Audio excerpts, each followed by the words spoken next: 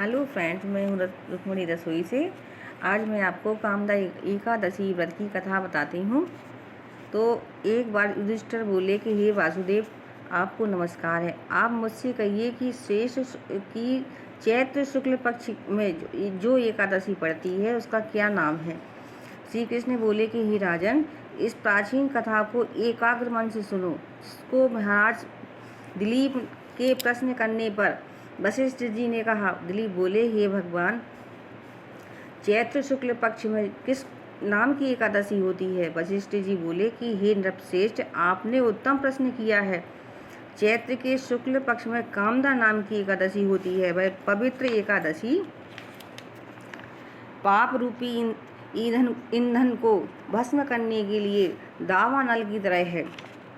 हे राजन, पापों को नाश करने वाली और पुण्य को बढ़ाने वाली इस कथा को सुनो। प्राचीन समय में सुवर्ण और रत्नों से सुशोभित रत्नपुर नाम के नगर मोदोन्मत पुंडरीक आदि नाग निवास करते थे।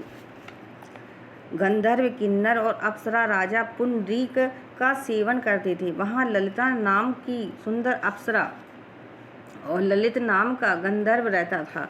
वे दोनों स्त्री पुरुष प्रेम में युक्त और धन धान से भरे हुए अपने घर में सदा क्रीड़ा करते थे। ललिता के हृदय में सदा पति बसता था और पति के हृदय में सदा ललिता स्त्री रूपी निवास करती थी।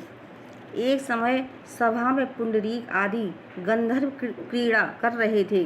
तब स्त्री सहित रहित ललित गंधर्व गान कर रहा था।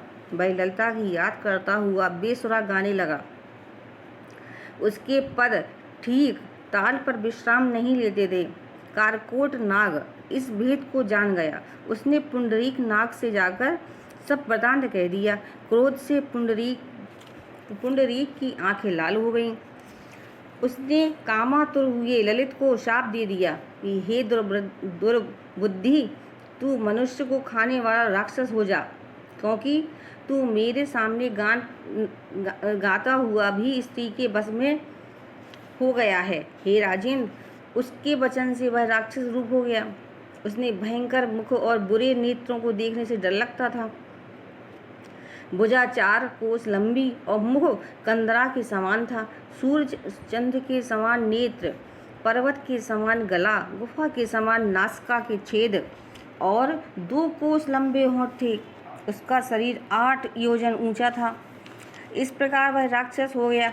ललिता अपने पति की भयंकर आकृति को देखकर दुखी हो चिंता करने लगी कि मेरा पति साप से पीड़ित है, मैं क्या करूं, कहाँ जाऊं। इस चिंता से उसको शांति नहीं मिलती थी। वह दोनों कठिन बल में घूमने लगे। वह राक्षस निर्दयी, पापी, कुरूप और मनुष्य को खाने वाला हो गया। सांप से पीड़ित होकर उसे रात दिन सुख नहीं मिलता था। ललिता उसकी यह दशा देखकर बहुत दुखी हुई और रोती हुई उसके पास गंभीर वन में घूमने लगी।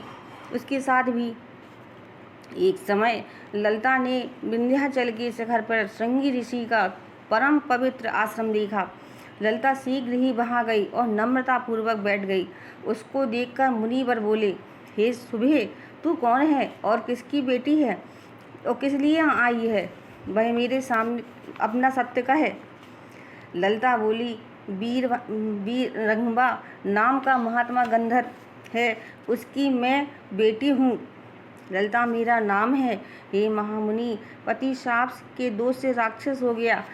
हे ब्राह्मण, उसका भयंकर रूप और बुरा आचरण देखकर मुझको सुख नहीं है।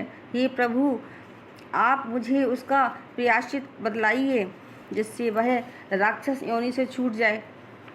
ऋषि बोले, हे बेटा, हे पुत्री, चैत्र मास के शुक्ल पक्ष की कामदा नाम की एकादशी है। इसका व्रत करने से मनुष्यों की इच्छा पूर्ण होती है। मेरे कहने से विधि पूर्वक उसका व्रत करो। इस व्रत का पुण्य अपने पति के लिए दे दो, उससे उसका शाप क्षण भर में दूर हो जाएगा। हे राजन, हे मुनि का यह वचन सुनकर ललिता प्रसन्न हुई। एकादशी का व्रत करे। द्वादशी के दिन ब्राह्मण के समीप वासुदेव भगवान के सन्मुख बैठकर ललिता अपने पति के उद्धार के लिए बोली, मैंने जो कामदा एकादशी का व्रत किया है, उसे पुण्य के प्रभाव से उसकी पिशाच योनि दूर हो जाए उस समय ललित राक्षस योनि में वहीं बैठा था। ललिता की इस वाक्य से उसी समय उसके पाप दूर हो गए।